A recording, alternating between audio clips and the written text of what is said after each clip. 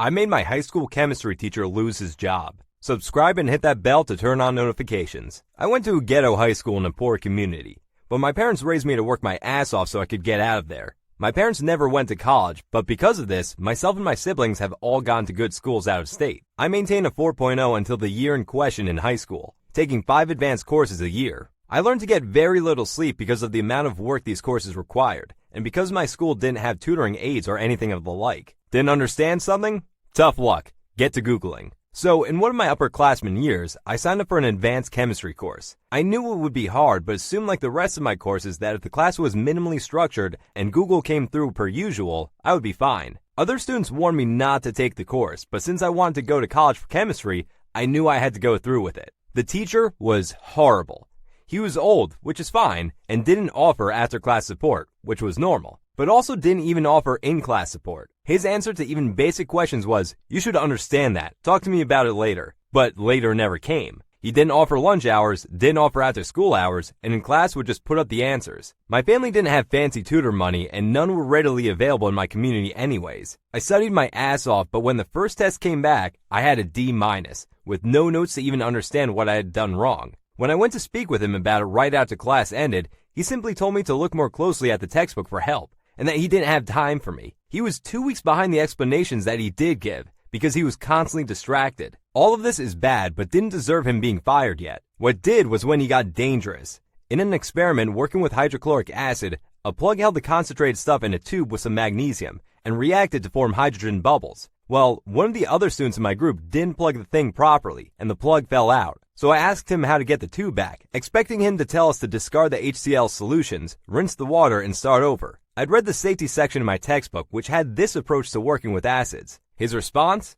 He insisted that I stick my own ungloved hand in the solution and just grab the plug, and then, still in the solution, plug it back in. He wouldn't even put his own hand in to do it, so my high school self thought it was an inherently bad idea. I took some more MG from the workbench and kept adding it to the solution until it stopped reacting, eating up all the HCl to just leave water. And it kept getting worse. One day, he brought what he claimed were illegal fireworks into the classroom and started setting them off. He thought it was funny to point them at us, wearing no safety equipment or goggles, and hoodies that could have easily caught the fiery things. He frequently would leave the room while a group of high school kids were playing with Bunsen burners and caustic chemicals. So in combination with the total lack of education I was getting, I didn't feel safe. Did I mention he was sexist too? I'm a girl, by the way. All of the boys got A's on tests with no explanations. He even lost one of the other boys' tests and straight up said in front of me and the rest of the class that we would just give him an A-, assuming that he had done well. Later on, I asked the other student for help understanding something, and even he didn't know what was going on in the course, so I knew it was just bullshit. Every other girl I asked was getting the same inexplicable grades as I was. This wasn't unusual on its own either, as I lived in a very conservative area and had several sexist teachers. Just usually they'd at least still grade fairly. Last contextual thing. My high school teachers union had negotiated for tenure. After coming to college, I've learned that this is a very unusual thing, and in retrospect, it's an idiotic thing. The chemistry teacher was tenured, which meant that there was basically no way to fire him. Honestly, I felt bad for the bitter old man, because after a botched surgery, he was constantly in pain. He was still teaching because he refused to retire, and he had a son going through college that he needed to pay for. But at a certain point, this was affecting my chances of getting into college. I wasn't about to let one man's issues affect prospects for the rest of my life. So I looked up recording laws for my state and found out it was a one-party consent state, meaning that I could legally record my teacher audioly as long as the campus didn't say anything against it and I was one of the parties consenting. So for a month, with my grade tanking despite hours of studying and 3 study books on the course, I recorded him. I recorded his fireworks, his lambasting female students, his crying in the back chemical storage room leaving us unsupervised. I recorded the 3 times he had left campus inexplicably, leaving the front office to send a last-minute substitute to open the door and let us in. You know, the 15 minutes and I'm legally allowed to leave meme? That was a constant joke for my class. And then I made a throwaway Gmail to make a throwaway Dropbox account. I uploaded everything and emailed it to my superintendent with the ultimatum that if something wasn't done, I would email the recordings to the local news, and I really didn't want to do that. Within a day, I heard back, with her assuring me that I wouldn't be punished for ratting him out. My parents, her, and myself met. We went over my grades, my unmarked tests and homework, and the videos. They asked me first to talk over my concerns with the teacher, and I said I was uncomfortable with that given his treatment of female students. The superintendent said she wouldn't tell the teacher who had submitted the evidence, but that they needed to speak with him about the concerns to hear his side of the story. My parents and I said that was completely reasonable, as long as my name was never mentioned. The next day, the teacher said he needed to speak with me after class alone. I told him I couldn't as I had another course after that, and he said that it was important. I turned on my phone's recorder again right before the class ended, and as I was packing, the teacher approached me. Due to the shape of the classroom, I was literally backed into a corner and would have to push this man to the side to get out. He then started saying that one of the students in the course had brought unfounded concerns and lies to the administration about what was going on in the course, and that he knew we hadn't always gotten along well, but that he hoped I wouldn't have done that to him. I lied through my teeth and said that I didn't know what he was talking about, that he was making me uncomfortable by blocking my access to the door, and that I was late for my next class. He didn't even deny what I was saying, just said that since I clearly had a problem with him, he'd be willing to stay after class to help me specifically, since it seemed like I was struggling so much. After that, I told him that I really need to get to my next course, and he finally moved. I emailed the superintendent that recording during my next course, and CC'd my parents. My parents were furious. The superintendent was mad too because while my parents were poor, they dressed up nicely. My mom was an expert in bluffing about getting a lawyer, that we totally couldn't afford, so a liability lawsuit was probably ringing through the lady's mind. Since the district couldn't fire him, he was put on immediate, permanent medical leave.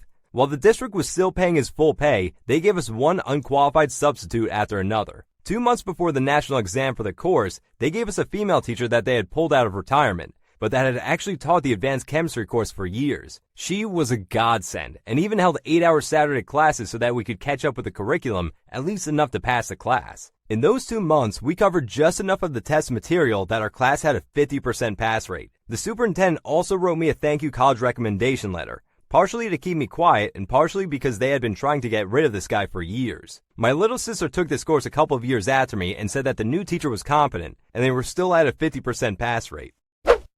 I can't believe there are still teachers with mindsets like this. A teacher should be able to make all his/her students feel safe in the classroom and treat everyone equally. You were really smart to think about recording conversations you had with him to gather evidence. If you hadn't done this, who knows, maybe you would still be teaching and purposely failing your sister now. I'm really glad that school didn't take too long to investigate your case before putting the teacher on permanent medical leave, just in time for you to turn your grades around for the year. It's crazy to think he is still getting full pay, despite having caused so many issues that could have gotten fired. But hey, the main thing is, he isn't screwing people out of their honest grades.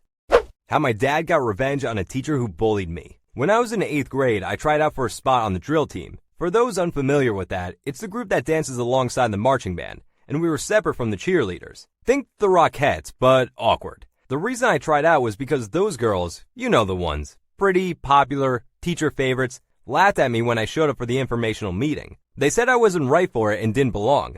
It made me more determined to learn the routines and become a little more fit so I could do them. I was flexible as much as a 14-year-old could be, but at home I practiced and stretched and showed up for the rehearsals and tryouts. Only a couple of decent girls would not act like I was poison in the line when we had to link our arms. I passed tryouts because I could do the routine. My dad, who owned his own business doing car repair, wasn't rich, but he managed to pay for my camp fees and uniforms. He dropped me off each morning of summer camp on his way to work. There we learned the routines we would be performing at pep rallies and football games. We had to stand out in the sweltering Louisiana heat and humidity in August and stand in position for minutes at a time. Any move and you had to do kicks. This was a version of push-ups or having to run laps where you stood and did sets of 25 high kicks for each infraction. I ended up with blisters on my upper arms from the sun. Oh, let me tell you about the sponsor, the teacher in charge. She was the epitome of a cranky old woman who had an only child who went through these dance teams and did private dance lessons. She was perfect to her mom. At the time, dance moms wasn't a thing, but that's exactly like how she was. She would berate me for the smallest things and basically bully me along with the other girls. For example, when I was feeling faint for having to do kicks for the 3rd time that day,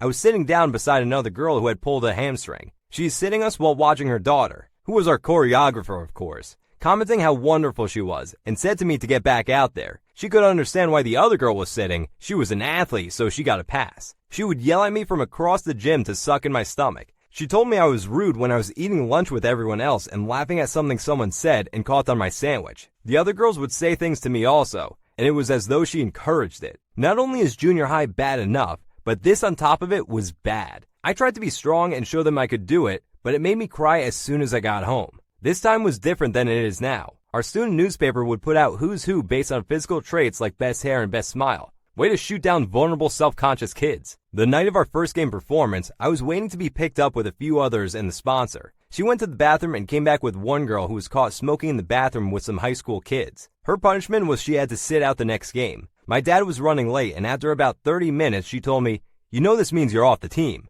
My dad pulled up a few minutes later, and as soon as I got in his truck, I was sobbing. I told him what happened, and he said, "Just a minute. I'll be right back." And he proceeded to rip that woman a new one about her attitude towards me. So the revenge. Years later, this woman brings her car to my dad's shop for repair. He remembers her, but she doesn't remember him. She was just as condescending as she had ever been, treating him like a lowly servant under her because he did manual labor. He was writing her estimate for the insurance, and she kept trying to get him to add in stuff that wasn't caused by the accident she was there for. Things like a ding on the back bumper when the damage was in the front, etc. He wouldn't do it, and she got all huffy and said something like if he didn't, she would have his license revoked. Now, since my dad had his shop broken into and tools stolen, he had installed cameras. He sent that video to the insurance adjuster, one he had a long, good relationship with in his course of business, and she got hit with attempting insurance fraud charges. I don't know the exact extent of it, but she should be glad her threats to his livelihood weren't added on there.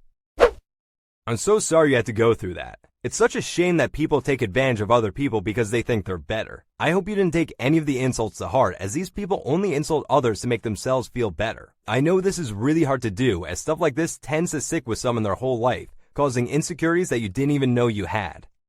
Demand proof of illness? Hope you have eye bleach. I had a boss one time that was such a control freak that she demanded to know specifically why I was calling out sick one day, which is illegal where I live. And for reference, I'm typically the guy who never gets sick, so it wasn't an attendance issue. I told her I think I had food poisoning, and she kept pressing me as to explain what my symptoms were and why I couldn't make it in, all via text. I'd finally had enough and was like, "Look, I'm not physically capable of working today, and you are not allowed to ask me personal questions about illness and medical history." She threatened me with a write-up if I couldn't specifically explain why I couldn't make it into work. This is where the pro-revenge comes in. I was about to send her something horrific that she could not unsee, and she wouldn't be able to do anything about it, since she technically asked for it. Being that I was living in the bathroom for more than 2 days and had aggressive diarrhea every 15 to 30 minutes and the worst abdominal pain I've ever experienced, I lost my patience and took a pretty disturbing picture of me painting the bowl brown right before I flushed and sent it to her. No joke, it looked like I power washed the inside of the toilet with feces and built a turd island in the middle of the water.